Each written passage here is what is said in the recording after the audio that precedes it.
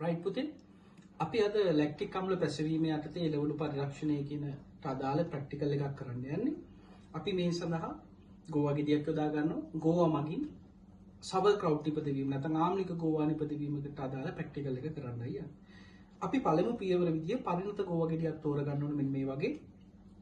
අපි පළවෙනි පියවර විදිහට මේකේ තියෙන පත්‍ර ටික ඉවත් කර ගන්නවා. පිටතින්ම තියෙන පත්‍ර ටික ඉවත් කර ගන්නවා හොඳින්. මේ ආකාරයට අපි මේ වගේ පත්‍ර ඉවත් කිරීමෙන් අපිට ගුණාත්මක සබර් ක්‍රවුට් ලබා ගන්න පුළුවන්. අපි ඊළඟ පියවර විදිහට ගලාගෙන යන ජලයෙන් මේ ගෝවා ගෙඩි තාම හොඳින් පිරිසිදු කර ගන්න ඕනේ. අපි මතු පිට පත්‍ර ඉවත් කරගත්තට පස්සේ මේක ගලා යන ජලයෙන් හොඳට සෝද ගන්න ඕනේ. අපි මේ විදිහට මේකේ තියෙන මැද නාර ටික ගලවලා මේ පත්‍ර ප්‍රවේශමෙන් අපි තලන්න නැතුව ගලව ගන්න ඕනේ. හරි.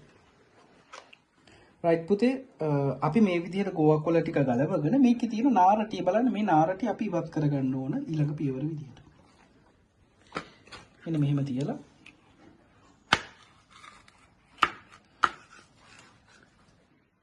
අපි මේ විදිහට මේකේ තියෙන නාර ටික ඉවත් කර ගන්නවා.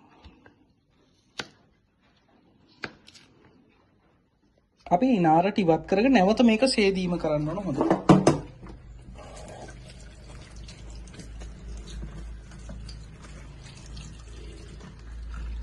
හරි. පුතේ අපි මේක හොඳට සෝදලා ඉවර වෙලා අපි මේකේ තෙත මාත්තු වෙන්නේ නැත්නම් තෙත ඉවත් වෙන්න ටික වෙලාවක් තියන්න ඕන. අපි ඊට පස්සේ පුතේ මේක මිලිමීටර් 3-5 වගේ වෙන්න පොඩි කෑලි වලට අපිට කපා ගන්න පුළුවන්.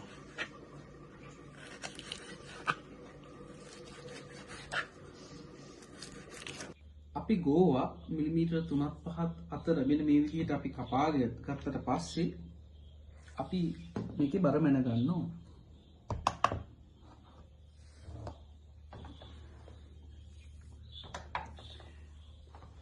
අපි කැයා කරගෙන අපි කපාගත් ගෝවා ටික දාගන්න. ඒකට 2.5ක් ලුණු එකතු කර ගන්න ඕන. මම ආසන්න වශයෙන් ග්‍රෑම් 3ක් ගත්තා.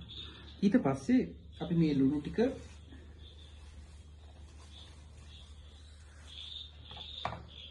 මිශ්‍ර කර ගන්න ඕන. හොඳින් මිශ්‍ර කර ගන්න ඕන.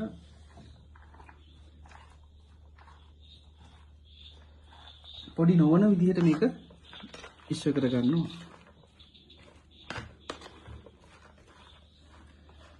අපි මේ විදිහට හොඳට මිශ්‍ර කරගෙන ටික වෙලාවක් තිබ්බට පස්සේ මේ බලන්න මෙන්න මෙතන සෛලවිෂය එකතු වෙලා තියෙනවා.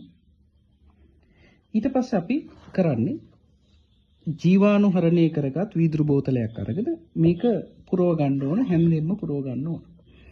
මේ ලැක්ටික් අම්ල පැසවීම වෙන්නේ නිර්වායු තත්ත්වය නිසා අපි මේක ඉතාම හොඳින් වාතයේ නොරඳන විදිහට පුරව ගන්න ඕන. පෝස් කරන්න.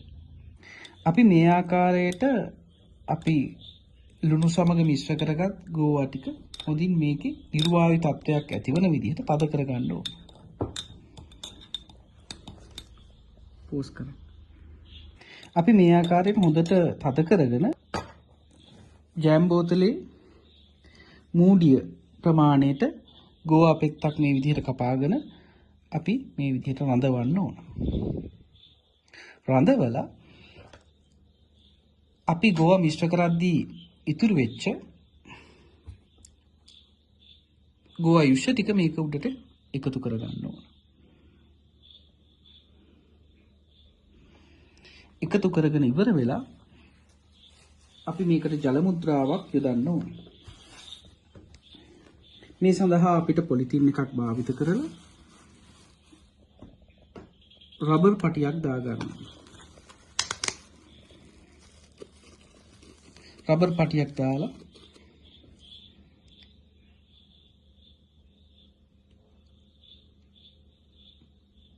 අපි මේ විදිහට ජලය යොදලා සතියක් විතර තිබ්බහම සබර් ක්‍රවුට් හොඳට නිෂ්පාදනය වෙනවා නම් pH 3-4ක් මට්ටමකට එනවා. අපි අද කතා කරේ ගෝවා ගෙඩියක් කොහොමද පරිරක්ෂණය කරන්නේ කියලා. රයිට් පුතේ, thank you.